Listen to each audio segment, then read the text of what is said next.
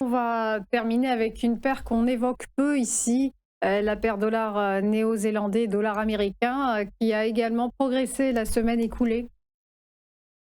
Oui, alors elle est à la fois corrélée dans les mouvements NZD-USD puisque à l'euro-dollar, mais effectivement en termes d'amplitude et en termes de pattern graphique, on est sur quelque chose de très différent.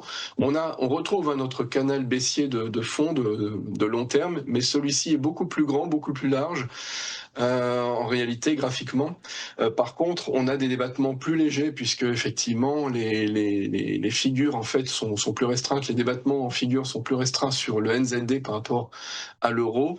Et là, on est en train de rejoindre justement la zone haute de ce canal baissier, un petit peu à l'image de l'euro-dollar, en étant depuis une semaine effectivement haussier.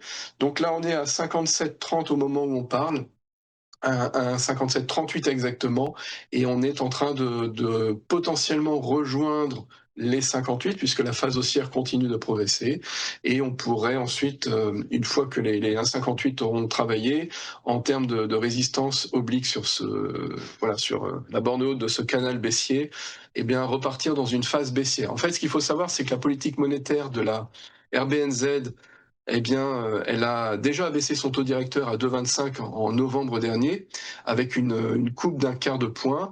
On a une inflation de 3%, on est sur le haut de la bande cible, et on a une reprise économique naissante qui sera véritablement attendue pour mi-2026 pour une véritable reprise, hein. C'est ce sur quoi les économistes tablent pour la partie néo-zélandais. Et les attentes d'inflation restent stables à 2%. Donc en fait, la, la politique monétaire est plutôt voilà, en faveur d'une poursuite de ce mouvement. On a un mouvement baissier de fond sur le NZD, et les dernières données macroéconomiques sont quand même voilà, à l'instar de ce qui se passe sur le chômage à 5,3% au Q3, euh, quelque chose qui reste quand même très acceptable, hein. On a évidemment un chômage bien inférieur en termes de zone américaine, et on aura sur la zone américaine en fin de semaine le PCE Core qui est l'indice de l'inflation que regarde la Fed, et ça pourrait aider à la décision du 10 décembre prochain. Le PCE est attendu à 2,9, stable, et ça, on l'aura vendredi prochain, donc à suivre pour le calendrier de cette semaine. Voilà, donc on a des perspectives entre les 1,56, 1,57, désormais on est au-delà des 1,57, potentiellement on pourrait rejoindre les 58, mais pas vraiment bien plus haut, et on devrait ensuite retourner vers les 57 pour poursuivre la baisse sur le kiwi.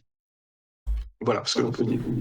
Merci beaucoup Benoît Fernandez-Riou pour votre analyse, et on vous souhaite par avance d'excellentes fêtes de fin d'année, puisqu'on va vous retrouver avec plaisir le 5 janvier prochain. Merci. À très vite. Merci. À suivre le point bourse. À tout de suite.